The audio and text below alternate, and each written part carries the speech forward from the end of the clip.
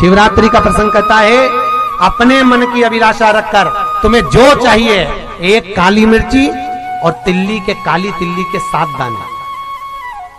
एक काली मिर्ची और काली तिल्ली के कितने दाने?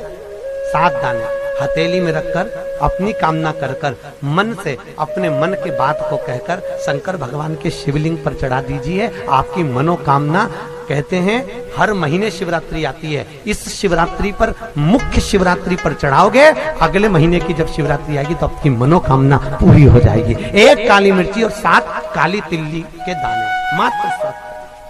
महाराज, जिसके घर में क्लेश रहता हो, बहुत ज्यादा लड़ाई झगड़े हो रहे हैं, सास बहू के झगड़े, ना बहू कुछ सुनने को तैयार ना सास सुनने को तैयार, और घर में बेचारे पुरुषों की आफत, यहाँ भाई भाई झगड़ रहे हो, सास बहू में झगड़ रही हो, कुछ मत करिए।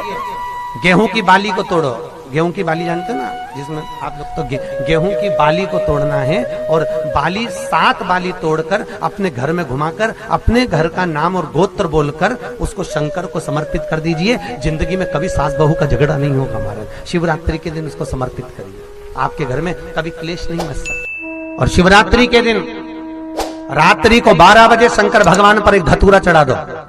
क्या चढ़ाना है? जम के बोलिए जरा। धतूरा। ये शंकर भगवान को धतूरा चढ़ा दो। 12 बजे रात्रि को शिव जी पे धतूरा चढ़ाओ। आधे घंटे तक धतूरा चढ़े रहने दो और आप श्री शिवाय नमस्तुभ्यम का जाप करो। जिस शंकर जी पे धतूरा चढ़ाए उस मंदिर के बाहर बैठकर कौन सा मंत्र जपना है? श्री शिवाय नमस्तुभ्यम। फिर से बोलो, श्री शिवाय नमस्तुभ्यम। धतूरा चढ़ाकर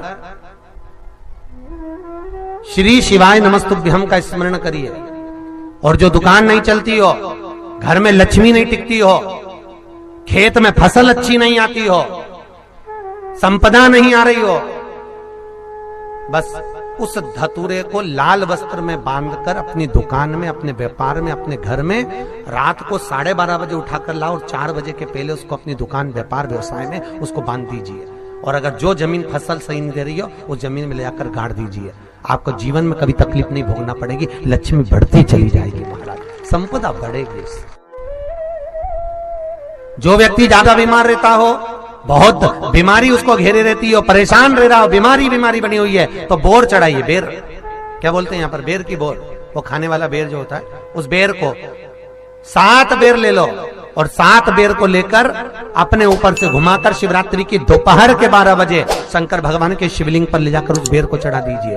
आपका रोग, आपकी बीमारी मात्र 3 महीने के अंदर समाप्त हो जाए। शिवरात्रि के दिन बेर चढ़ाने का बड़ा महत्व है। और शिवरात्रि पर चढ़ा हुआ वो बेर उठाकर ले आइए और उस बेर को उठाकर रख लीजिए। मान लो किसी को उदर से जुड़ी हुई जब तकलीफ रहती है, पेट से जुड़ी हुई तकलीफ रहती है, पेट से जुड़ी हुई कोई भी प्रॉब्लम हो, अगर पेट से जुड़ा हुआ कोई भी रोग आपको लग गया और डॉक्टर की दवाई चल रही है, सारी औषधि चल रही है, जो शिवरात्रि पर आपने बेर चढ़ाया है, वो बेर अगर आपके यहां रखा हुआ है, वो बेर उस रोग वाले व्यक्ति को खिला दीजिए।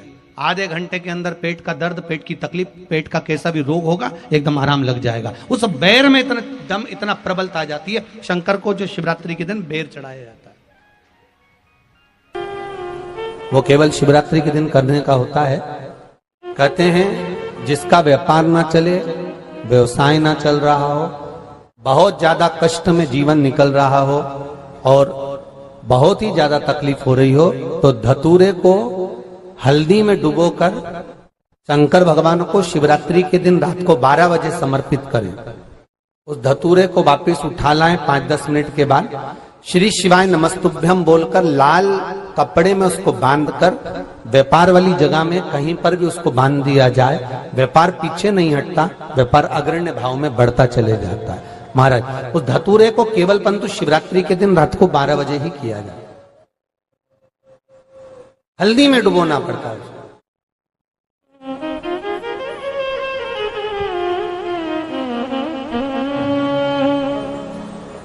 यही प्रमाण एक क्रम में और है महाराज जी। लिंग पुराण कहती है, मान लो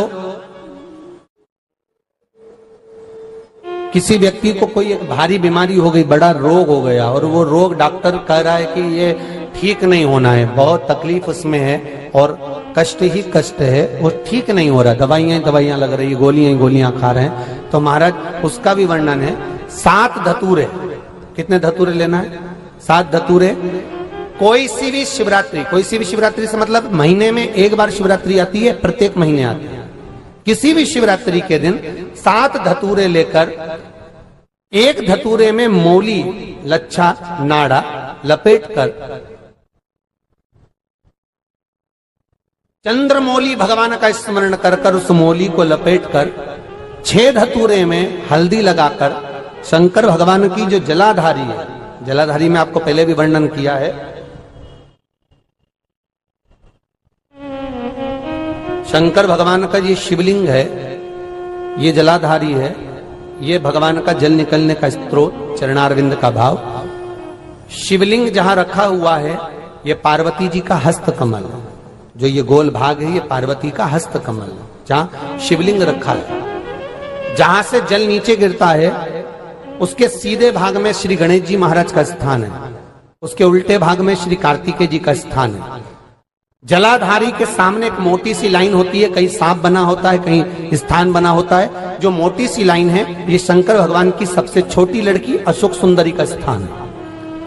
जलाधारी के ऊपर जो 3 टेकी लगी है, ये भृगु ऋषि का, भृंगी गण का स्थान है।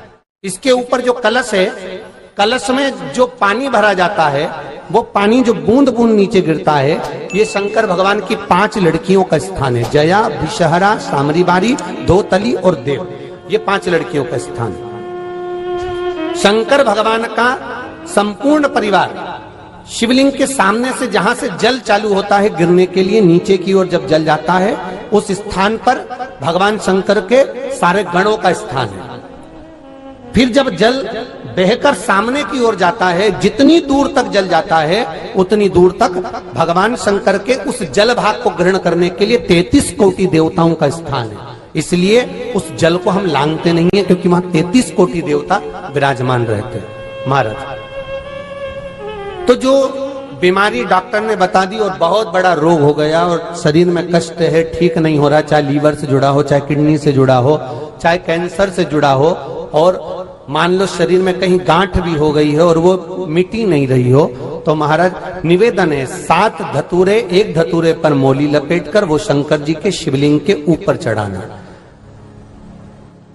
6 धतूरे, उसमें से एक धतूरा भगवान श्री गणेश जी का स्थान, दूसरा धतूरा श्री कार्तिकेय जी का स्थान, तीसरा धतूरा अशोक सुंदरी का स्थान। महाराज, शंकर भगवान की जगदम्बा जी के हस्त कमल के ऊपर एक धतूरा, 5, एक धतूरा जहां से जल नीचे की ओर बहकर जा रहा हो, पानी जिस जगह से नीचे गिर रहा हो, बिल्कुल वहीं पर एक धतूरा चढ़ा देना है। उस धतूरे को चढ़ाने के बाद वो धतूरा वापस लेकर आना है। अवधूतेश्वर महादेव का नाम लेकर या चंपेश्वर महादेव का नाम लेकर उस धतूरे को, जो बीमार व्यक्ति है उसका स्पर्श कराकर बेलपत्री के पेड़ के नीचे पटकवा देना है। महाराज, धीरे धीरे रोग में आराम मिलना प्रारंभ हो जाता है, औषधियां धीरे धीरे समाप्त हो जाती हैं और व्यक्ति स्वस्थ हो जाता है। ये केवल शिवरात्रि के दिन ही होता, 12 महीने शिवरात्रि आती है, आप किसी भी शिवरात्रि को कर सकते हो, किसी भी शिवरात्रि।